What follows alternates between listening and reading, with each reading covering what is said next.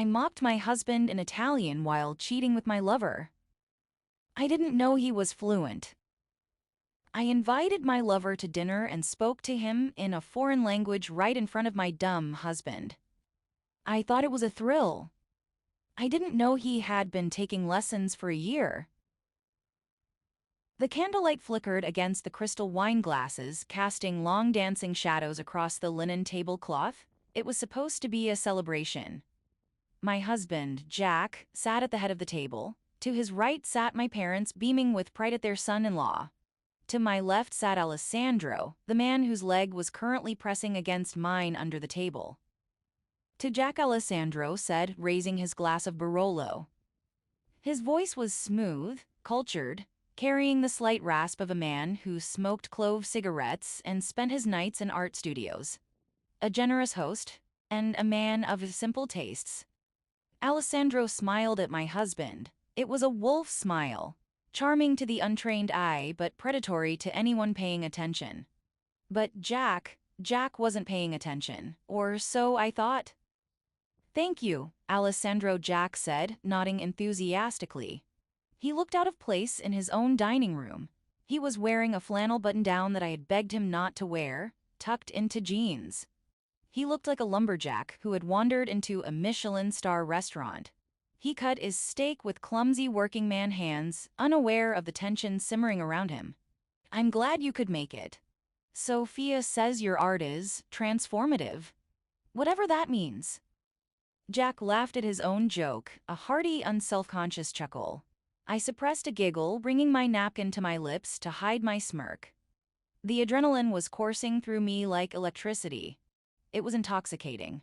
It was a drug.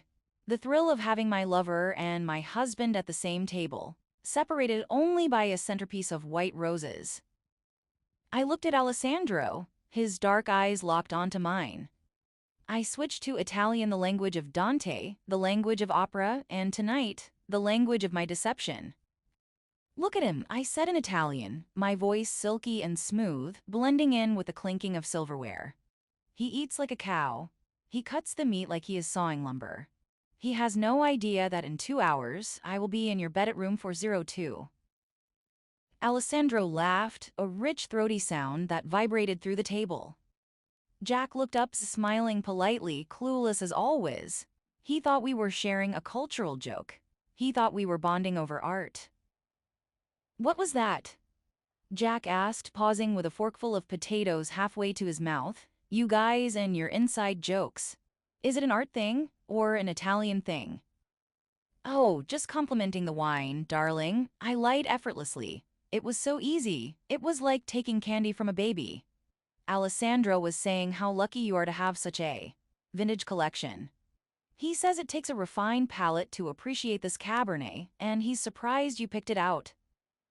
"I am lucky," Alessandro replied in Italian, his eyes locking onto mine, dark and full of promise. "To taste the wine and the wife. I prefer the wife. She has a better finish, and she doesn't smell like sawdust." We laughed again. It was our secret game. We mocked him to his face. We planned our hookups while passing him the bread basket. We insulted his intelligence while eating the food he paid for. It made the affair feel dangerous. It made me feel superior. I thought Jack was the dumb American builder, the man who laid bricks while I curated art. I thought was just the wallet that funded the gallery and the mortgage. Jack stood up. He tapped his spoon against his glass. Ding, ding, ding. The table went quiet. My mother put down her fork. Jack's brother leaned back in his chair. Everyone looked at him. "I'd like to make a toast," Jack said. I rolled my eyes internally. Probably another speech about hard work, or football, or how blessed we were. Jack was sentimental in a boring Hallmark card kind of way. He was going to thank everyone for coming. He was going to talk about the food. Jack took a breath. He looked at Alessandro. Then he looked at me. And in that second, the air in the room changed. The warmth vanished from his eyes. The goofy, easy-going grin disappeared. It was replaced by a cold, hard intellect I had never seen before. It was like looking at a stranger. It was like looking at a judge. He opened his mouth and he spoke. Not in English. To my wife, Jack said in perfect, flawless Roman accented Italian.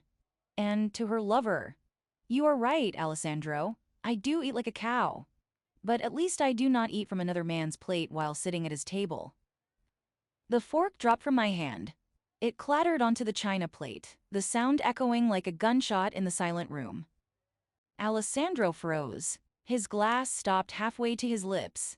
His face went pale, drained of all that arrogant color. And Sophia, Jack continued, his Italian accent surprisingly crisp, rolling the R's perfectly. "You won't be in his bed and room for 02 and 2 hours. You will be on the street because I understood every word for the last 6 months."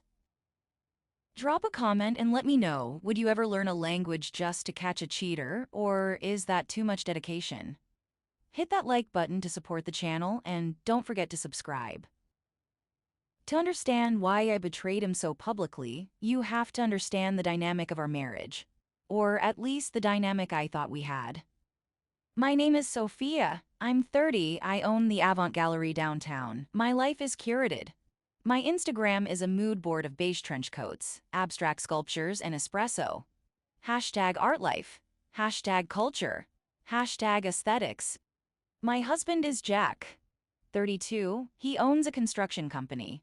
He builds the walls I hang my paintings on. When we met 5 years ago, I thought his ruggedness was charming. He was strong, he fixed things, he smelled like sawdust and pine. He was salt of the earth. He was a departure from the neurotic art students I usually dated. He felt like bedrock. But after 5 years, salt of the earth just felt like dirt. Jack didn't like the opera. He fell asleep during subtitles. He liked beer, barbecues, and the Philadelphia Eagles. He wore flannel shirts not because they were trendy, but because they were warm. He measured success in square footage, not cultural impact. I remember the turning point. It was a gallery opening last winter. I was exhibiting a controversial new sculptor. The elite of the city were there. Jack came straight from a site. He had showered, but he still had that look of a manual laborer in a cheap suit. I introduced him to a critic from the Times. "So, Jack," the critic drawled, swirling his champagne, "what do you think of the juxtaposition of form and void in this piece?" Jack looked at the sculpture, a twisted piece of metal. "Honestly," Jack smiled, trying to be genuine, "it looks like the HVAC ductwork I ripped out of a basement in Queens last week." The critic laughed, not with him, at him. I felt my face burn. I withered inside. I grabbed Jack's arm and pulled him away. "Why do you have to be so literally minded?" I hissed at him. "I was just being honest, Soph," he shrugged. "It looks like scrap metal." "You embarrass me," I whispered. "You have zero culture." "Why don't you learn a language?" I asked him later that night, irritated as we drove home in his truck. "It expands the mind, it makes you more worldly." "French? Italian? Something other than contractor." "I speak the language of blueprints, Soph," he laughed, turning up the radio. "That pays the bills. Besides, I'm too old to learn new tricks. My brain is full of building codes and concrete ratios." I looked at him with pity. I started to resent him. I felt like I was evolving into a sophisticated woman of the world, and he was stuck in the mud, holding me back by my ankles. I wanted sophistication. I wanted passion. I wanted someone who could quote poetry, not just invoice numbers. Then I met Alessandro. Alessandro was a painter from Milan. He was exhibiting at my gallery. He was everything Jack wasn't. He wore silk scarves in the summer. He smoked clove cigarettes that smelled like Christmas. He spoke 3 languages and switched between them effortlessly. He was moody. He was dramatic. He was art. "Your husband," Alessandro whispered to me at the opening night, watching Jack stand awkwardly in the corner holding a cheese plate like a shield. "He is how do you say, a brick?" "A stone," I corrected, sipping my champagne. "Solid, unmoving, heavy." "You need water," Alessandro said, touching my arm. His fingers were hot. "You need flow. You need art. You are a masterpiece hung in a garage." It started that night. A physical affair fueled by intellectual snobbery. We slept together in the back office of the gallery, then in hotels. But the sex wasn't enough. I needed to feel smarter than Jack. I needed to validate my choice. I needed to flaunt my upgrade. The first time we did it in front of him, it was an accident. Alessandro came over for drinks before a gallery showing. Jack was in the kitchen mixing cocktails. He was trying to be a good host, shaking a martini shaker with too much enthusiasm, looking like a golden retriever trying to do a trick. "He has terrible taste in shoes," Alessandro muttered in Italian, looking at Jack's muddy work boots by the door. I panicked. I froze. I looked at Jack. Jack didn't react. He was humming a country song, slicing lemons. He hadn't understood a thing. A thrill shot through me, a literal shiver. It was like stealing a diamond right in front of the security guard. It was the ultimate power trip.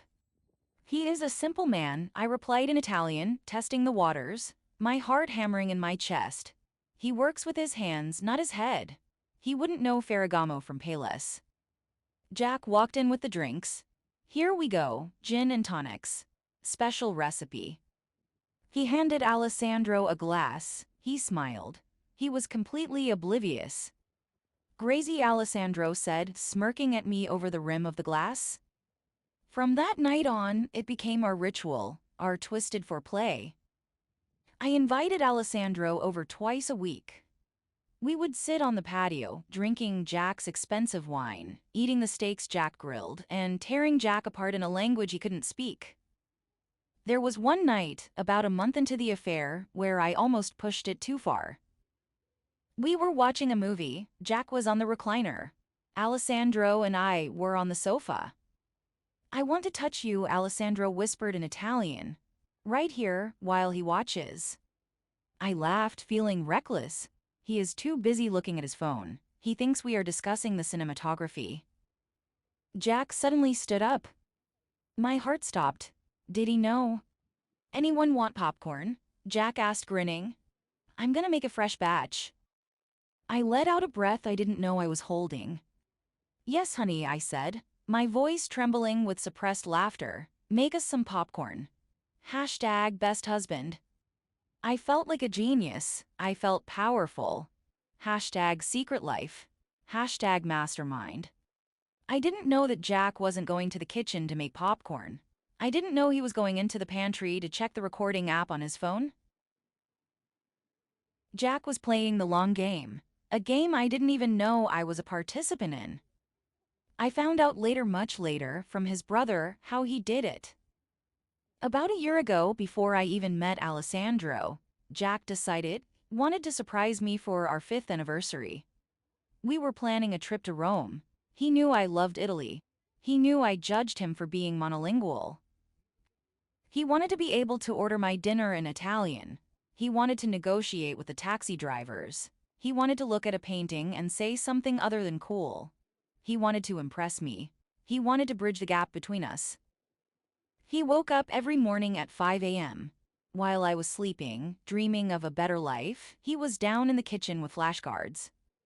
He drove to his construction sites an hour early and studied in his truck. He hired a private tutor via Zoom during his lunch breaks, eating sandwiches with one hand and taking notes on conjugation with the other. He listened to Italian podcasts while he inspected drywall. He listened to opera while he poured concrete. He was fluent within 8 months. He had a natural ear for it. He was smart, brilliantly smart in a way I never gave him credit for. When I started bringing Alessandro over, Jack was excited at first. He thought, great, I can practice listening. I can see if I can follow the conversation. I'll wait for the right moment to join in and shock her. Then he heard what we were saying. He heard the first insult. He heard me call him stupid. He heard Alessandro describe my body in graphic detail. He heard us planning our hotel meetups. Imagine that moment. Sitting across from your wife and a stranger, smiling, offering them food, while they discuss how pathetic you are in a language they think you don't know.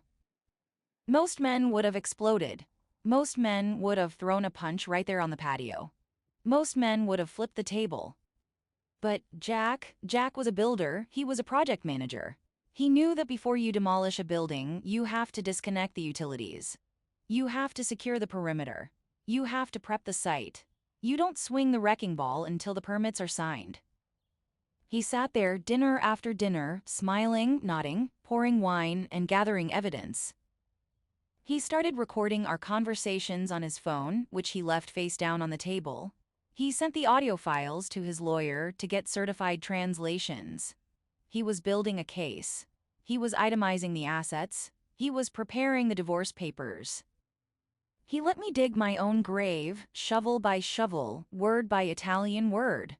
He watched me mock him, and he waited for the perfect moment to pull the trigger. He waited for his birthday. It was Jack's birthday, the Ides of March, a fitting date for a betrayal. I threw him a dinner party. I wanted to look like the doting wife. I wanted to keep up appearances. I invited 10 people, my parents, his brother, a few of his work friends, and, of course, Alessandro. I couldn't resist. The thrill of having my lover and my husband at the same table was too addictive. It was the ultimate high-wire act. The dinner was going perfectly. The roast was cooked. The wine was flowing. Everyone was laughing. I gave Jack his present, a new watch. He thanked me with a strange look in his eye. Alessandro leaned over to me during the main course. He was emboldened by the wine and by Jack's apparent passivity. He felt invincible. "Tonight," he whispered in Italian, barely moving his lips, leaning in as if to admire my earrings, after he passes out from the whiskey. "I will sneak into the guest room. Leave the door unlocked. I need you. I am bored of this peasant food." "You're bold," I replied in Italian, smirking, taking a sip of water. "He is so dull. He probably won't even wake up. He sleeps like the dead. He has no passion." Jack cleared his throat. He stood up. He picked up his wine glass. The table went quiet. "I want to thank everyone for coming," Jack said in English. He looked at his friends. He looked at my parents, who were smiling proudly at their son-in-law. My mother whispered, "He's such a good man." "Especially Alessandro," Jack said. Alessandro raised his glass, smug and arrogant. "Salute, Jack. Happy birthday." Then Jack switched. He spoke Italian, but not halting tourist Italian. He spoke with the aggression, speed, and cadence of a native speaker. It flowed out of him like lava. "Alessandro," Jack said, his voice booming across the table, "you asked my wife to leave the guest room door unlocked tonight. You said I would be too drunk to notice. You called my food peasant food." The room gasped. It was a collective intake of breath. My mother dropped her napkin. My father's jaw dropped. Alessandro looked like he had been physically struck. His eyes bulged. "But I am not drunk," Jack continued, staring directly at me. His eyes were burning holes into my soul. "And I am not dull, Sophia. I have spent every morning at 5 a.m. for the last year learning this language to surprise you, to show you I could be the man you wanted. Instead, you showed me exactly who you are." He reached into his pocket and pulled out his phone. He connected it to the Bluetooth speaker in the dining room. "Just in case anyone thinks I'm mistranslating," Jack said in English. "Here is a recording from last Tuesday. Just a sample." He hit play. My voice filled the room, distorted but unmistakably me, speaking Italian. "Recording, he is pathetic. I only stay for the money. I hate his hands. Alessandro, you are the only real man I know. Jack is just a child with a checkbook. A boring rich child." The silence that followed was heavy. It was crushing. My mother started to cry. Jack's brother stood up, fists clenched. I squeezed my eyes shut.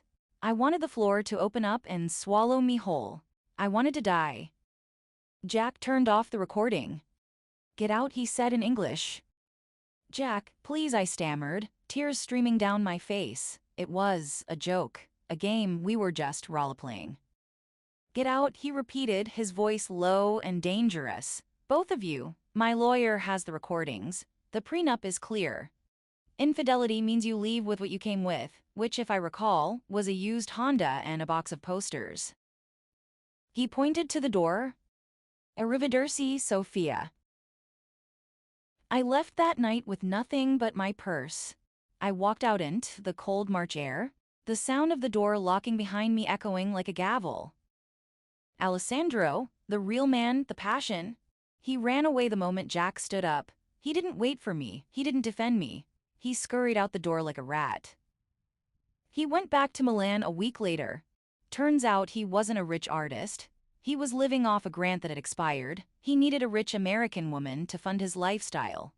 I wasn't his muse. I was just his mark. I tried to fight for the house. I tried to get alimony. I hired a lawyer who told me we could fight the recording. But the judge listened to the tapes. He heard me mocking my husband. He heard me planning the affair. He heard the cruelty. "Ms. Rossi," the judge said, peering over his glasses, "it appears your husband didn't need to spy on you. You invited him to the conversation." I lost everything. I live in a studio apartment now. It smells like damp drywall, a smell I used to mock Jack for. I sleep on a mattress on the floor. I work at a gallery, but not as the owner. Jack pulled his funding and the Avant Gallery collapsed within a month. I'm an assistant now. I fetch coffee for people who used to work for me. I hang coats. Yesterday I saw Jack. He was walking out of Trattoria Roma, the best Italian restaurant in the city. He looked great. He was tanned. He was laughing. He wasn't wearing flannel. He was wearing a fitted blazer. He was with a woman. She had dark hair and a kind face. She wasn't wearing designer clothes, but she looked happy. She looked at him like he was the only man in the world. I watched them stop on the sidewalk. Jack said something to her, gesturing with his hands, animated and passionate. She laughed and responded. In Italian. He learned the language for me. He put in the work for me. He sacrificed his sleep for me, but he's using it with her. I wanted a cultured husband. I wanted someone who spoke the language of love. I wanted someone who understood me. I had him. I had him the whole time. I just didn't listen close enough to hear it. And now the only Italian I hear is the silence of an empty apartment. #regret.